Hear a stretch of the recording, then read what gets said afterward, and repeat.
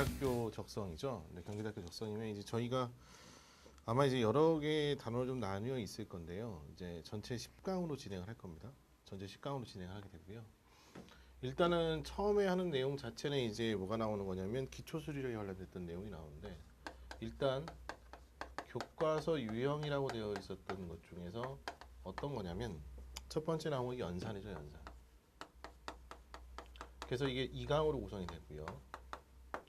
두 번째는 교과서 유형으로 진행됐을 때 도형 부분입니다. 그래서 도형 부분이어서 이것도 2강으로 진행을 하게 되죠. 그 다음에 세 번째 같은 경우에 있어서는 이제 응용 계산입니다. 응용 계산이 되는데 이제 이 부분 자체가 2강으로 구성됩니다. 그 다음에 요즘에 시험에 많이 출제되고 있었던 확률 부분에 대한 것이 이제 1강으로 정리가 되죠. 그래서 보시게 되면 여기까지에 대한 내용이 수리력입니다. 그렇죠? 그 다음부터 나가는 것이 이제 수열 부분인데 수추리가 있고요. 그 다음에 도형 추리가 있고요. 그 다음에 공간 관계가 있습니다. 그래서 이 부분은 전체를 3강으로 구성할 겁니다. 그래서 이 부분을 뭐라고 설명하냐면 추리력이라고 부르죠. 좀 세분화 시켜보면 기초수리력이라고 하는 부분도, 수리력이라고 하는 부분도 기초수리력과 그 다음에 응용수리력으로 나눌 수 있습니다. 그래서 보시게 되면 교과서 유형에 나왔었던 이 연산 부분에 대한 것이 기초수리력일 거고요. 그 다음에 나머지 이 세 부분이 응용수리력입니다. 그 다음에 추리력이라고 하는 부분은 수리에 대한 추리력이 있을 거고요. 그 다음에 엄밀하게 따져보면 공간관계력이라는 부분이 있어요. 그래서 이 두 개를 합쳐서 추리력이라고 같이 일반적으로 얘기하는 경우가 있죠. 그럼 지금은 이제 오늘 같은 경우부터는 이제 진행하는 것이, 첫 번째 강의부터 진행하는 것은 교과서 유형의 연산에 관련됐던 내용을 두 강으로서 진행을 좀 해볼 거고요. 자, 그래서 첫 번째 형태의 문제부터 가볼 건데요. 이게 아마 이제 기초수리력에 관련됐었던 이제 집합에 관련된 문제들로서 정리가 좀 될 겁니다. 교재를 좀 펴보실까요? 대표 유형의 문제부터 한번 진행을 한번 해볼게요. 지금 이거 같은 집합에 관련된 문제인데, 집합에서 A 교집합의 B에 대한 여집합이 2하고 8을 만족했을 때, 자, 뭐를 구하는 거냐면 X값을 구하는 거죠. A라고 하는 집합도 원소의 개수가 3개고 B집합도 원소의 개수가 3개입니다. 근데 보니까 A 교집합에 비해 여집합이 2랑 8로 되어 있다는 거에서 따져보면 A집합과 B집합의 정확한 원소를 아는 것은 2하고 4가 되는 거죠. 그럼 생각을 한번 해볼게요. 이렇게 생긴 벤 다이어그램상에서 이제 A집합과 그 다음에 B집합에 대한 그림을 그렸습니다. 이쪽이 A집합이고요. 이쪽이 B집합입니다. 근데 문제는 A 교집합 B의 여집합이라고 하는 부분은 이쪽에 있는 거죠. A 교집합 B로 표현된 것은 여집합은 이 부분이에요. 근데 이렇게 된 부분에는 뭐가 들어있는 거냐면 2하고 8이 들어있는 거죠. 그럼 2하고 8은 여기 둘 중에 한 군데에 들어갈 겁니다. 근데 구체적으로 알고 있는 것이 A집합에는 2가 들어있죠. 그러니까 2가 어디 있는 거죠? 2는 여기 있습니다.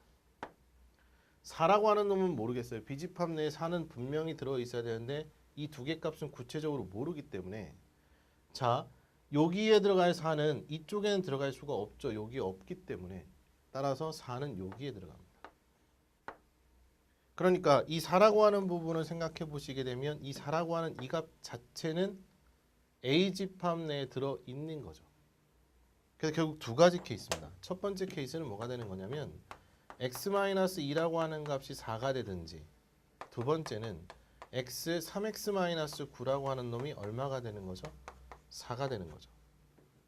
따라서 이 식을 풀어보면은 결국 x가 6이거나 또는 이 식에서 풀었을 때는 x가 얼마가 되는 거냐면 9가 넘어가니까 얼마죠? 13이죠.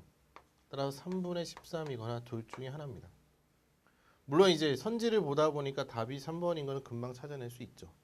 원래는 원칙적으로 이건 두 가지 다 확인해 봐야 되는 거죠. 그러면 이때 A집합과 B집합을 한번 써보겠습니다. 이 경우와 첫 번째 경우와 두 번째 경우에 A집합과 B집합을 써보시게 되면, 자, x값이 6이었기 때문에 원래 2 있었고요. x가 6이다 보니까 자 a 집합의 하나의 원소는 4가 될 거고 그 다음에 6이 들어갔기 때문에 18에서 9를 뺀 거에서 9가 되는 거죠. B집합 같은 경우에는 4는 원래 적혀 있었고요. x가 6이다 보니까 나오는 값이 8하고 얼마가 되는 거냐면 자, 6 들어가니까 9가 되는 거죠. 이해되셨죠? 그래서 뭐가 되는 거냐면 이렇게 생긴 집합으로 정리가 된 거고요. 4하고 9는 공통적으로 들어있는 거죠. 물론 이거에 맞춰서 두 번째 것도 따져보시게 되면 그거에 맞춰서 정리를 해봤을 때 모순이 발생할 수밖에 없을 거예요. 자, A를 한번 써볼까요? 자, 2가 됐죠? 3분의 13이라고 하는 값에서 2를 빼시게 되면 3분의 6이 빠진 거니까 3분의 7이 됩니다. 두 번째는 자, 이 값에 3배 시켰으니까 13이죠. 13에서 9를 빼니까 4가 되는 거죠.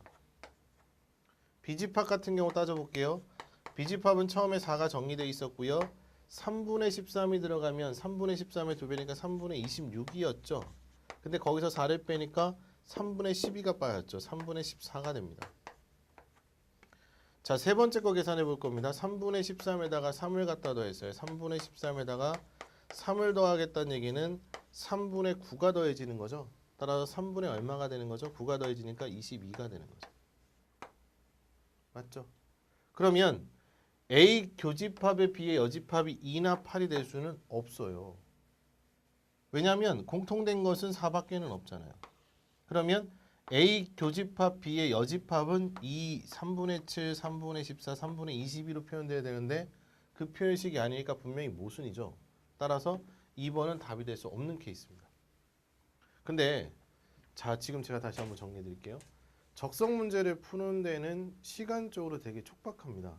그러다 보니까 지금 같은 경우에 첫 번째 케이스를 통해서 x에다 6을 찾았고 두 번째 케이스 x에 3분의 13을 찾았을 때 정답은 3번으로 갈 수밖에 없다 하시면서 이 풀이는 솔직히 말하면 필요 없는 부분이죠. 시간을 축소시켜야 되는 겁니다. 이해되셨죠? 제가 정확하게 풀었던 이유 자체는 혹시라도 이 선지에 3분의 13이 존재했다면 뭐 그렇게 돼서 이게 혹시라도 이걸 반대적인 현상이었다면 답지를 또 찾아봐야 될 필요성은 분명히 존재를 하는 거잖아요. 그러니까 아마도 문제를 푸시면서 여기서 잘라서 문제를 푸셨거나 아니면 선지가 좀 달라졌거나 조건이 달라졌던 케이스 이렇게 가시게 되면 계산이 좀 오래 걸리는 문제라고 보시면 될 것 같습니다. 대표 유형 문제를 좀 정리를 해봤고요. 다음 문제 보겠습니다. 첫 번째 문제 같은 경우에 이제 정리되어 있었던 것 중에 보면 A 집합이라는 것이 다음의 조건을 만족시키는 x들로 구성하라는 얘기죠.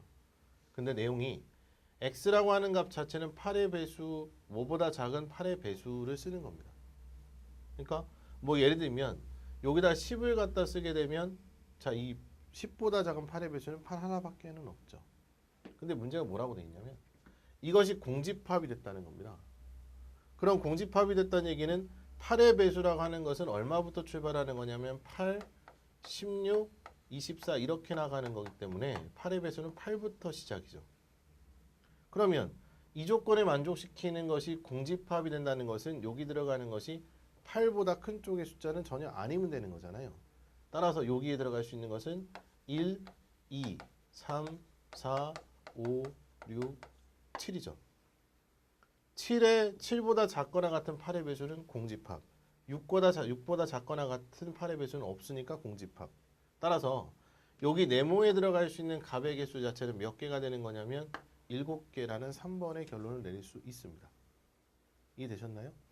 자, 이제 그러면 우리가 이제 두 번째 문제로 넘어가 보겠습니다.